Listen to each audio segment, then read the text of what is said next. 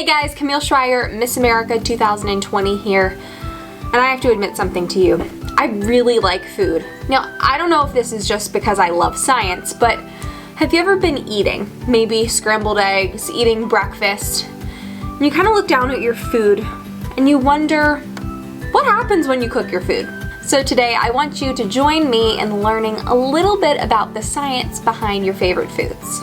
Okay, so if we're really gonna learn a little bit about the science of food, we need to learn a little bit of the background information regarding the biology and the chemistry of the food that we're actually eating. So here's the thing, the food that we eat really comes down to being made of macromolecules. And what macromolecules are really large bundles of atoms that are all clustered together.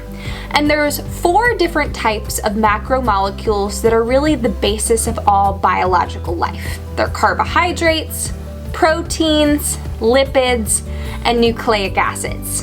And then our foods also have a little bit of vitamins and minerals in them, but they are considered micronutrients because they are super duper small. And here's the thing, we need all of these things to live. You've probably heard of carbohydrates or carbs. I hear a lot about low carb diets, low carb foods, and what's really interesting is that carbohydrates are an essential part of our diet and something that we absolutely need. Grains, fruits, and vegetables are all natural sources of carbohydrates in our diet. Carbohydrates have a really special role. They provide the energy for our body to function, particularly through glucose, which is a simple sugar that is a component of most of our normal foods. Lipids are what we know to be fats, and fats are long, water-repellent chains that have really important roles in the human body. Our cells actually store fat for long-term energy use, and fats provide insulation from our environment.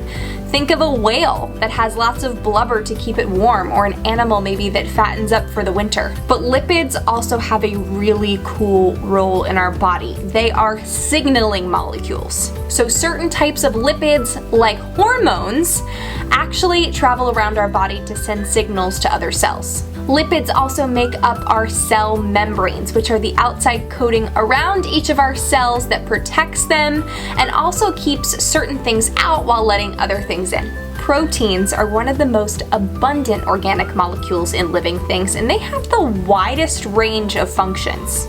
They can be structural. They can also be signaling molecules. They can break things down. And the really interesting thing about proteins is that their shape actually determines their function. And each living system can have thousands of different proteins that each have their own individual function. Proteins really come down to being a big, long chain of little molecules called amino acids. But we started by talking about foods, and each food that we eat has its own ratio of these different macromolecules. Maybe you've seen the nutrition facts on the back of a packaged food or something that you've eaten that breaks down how many carbohydrates are in that food, maybe how much fat or how much sugar is in that food.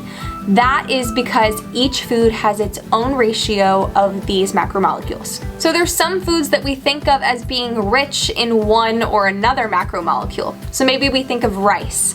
That is a grain that's really rich in carbohydrates. Maybe we think of butter. Butter is a great representation of a fat or a lipid source. And maybe you like a steak dinner. Steak and other meats are really high in protein. But usually each food that we eat has some combination of all of these macromolecules. It's really important that we have a balance of these macromolecules in our diet to make sure that we are getting proper nutrition. And the different compositions of the foods that we eat actually affect the way that they cook. So I mentioned maybe I thought about how food was cooked when I was eating scrambled eggs. So if I put liquid eggs in a pan and they become solid, what's really happening? I think that we should go explore what happens when you cook an egg. So what really even is an egg? Have you ever really thought about that? Some eggs are laid by female animals of many different species. Can you think of an animal that lays an egg?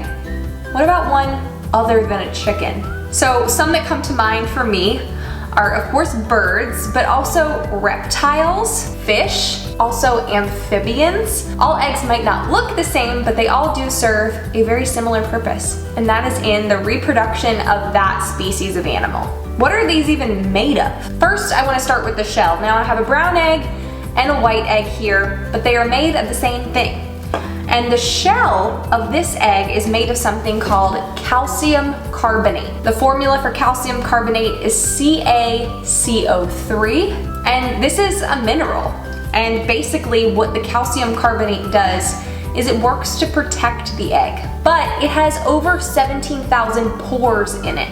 So what it does allow is for air and moisture to go in and out of the egg. But it keeps dirt, bacteria, dust, things that the egg doesn't want in it, it helps to keep out. If I were to take just the calcium carbonate shell off of this egg, you would run into a membrane. So there is a thin layer that is another protective layer underneath the egg's hard shell, and that is another way to keep bacteria and things that we don't want in the egg out. Now to see inside the egg, we need to crack it open. So let's grab a bowl. Can you do it with one hand is the question. Ah, look at me. That's a talent. But now we can see inside the egg. So we've broken through the shell, we broke through the membrane, and what I always notice first is the egg white. What the egg white is really called is albumen, and it's a huge mix of over 40 different proteins within the egg. It has a high water concentration, but it's full of protein, doesn't have a whole lot of fat in it, but it really surrounds the yolk. There are some stringy pieces that you'll see that kind of makes the egg white goopy, and that kind of helps stabilize the yolk within the egg when the egg is still together. And then we have the all-known, well-seen yolk of the egg.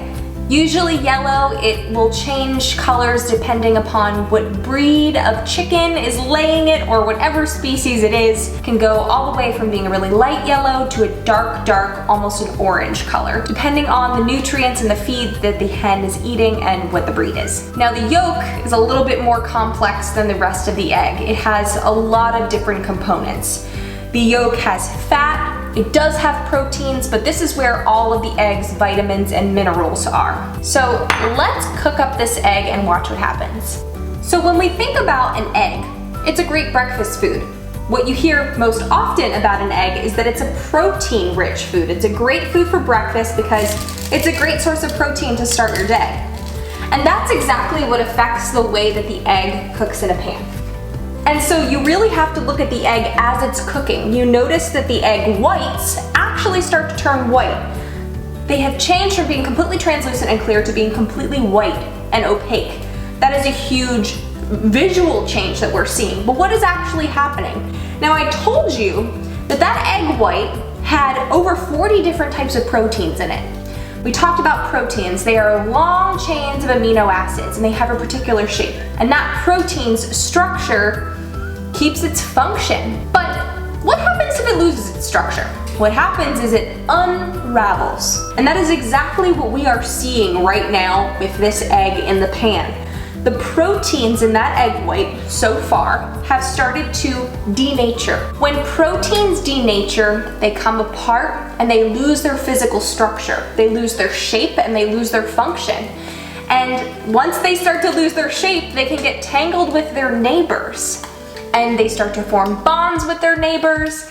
And that is why we see that move away from being a clear egg white to being opaque, but also from going from a liquid to a solid. But another interesting part about proteins is that each protein, although it has a specific function of its own, it also has its own temperature that it denatures. And so that's the temperature that it starts to unwind and break apart.